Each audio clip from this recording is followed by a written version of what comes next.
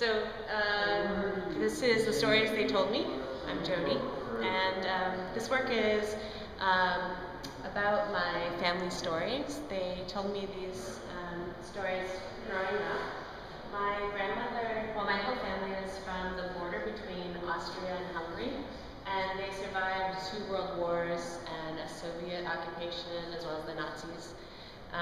And we were part of the underground resistance and railroad.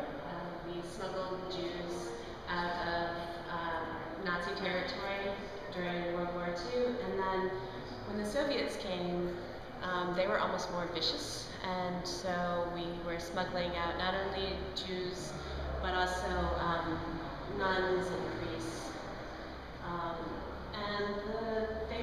Both governments knew exactly what we were up to, and they didn't like it very much. So my grandfather was arrested a few times and put into work camps and the Gulag. And while he was gone, it was up to my grandmother to really protect the family home and the people that we were hiding. So she suffered a lot of abuse at the hands of soldiers. So these stories were told to me to try to keep me safe.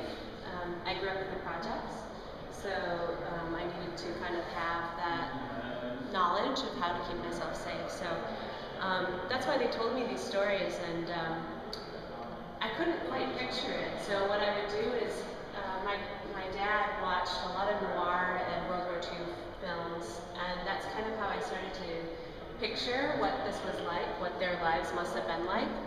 And so these aren't exactly individual stories, they're more like novels that are kind of an amalgamation of all the different stories that I heard.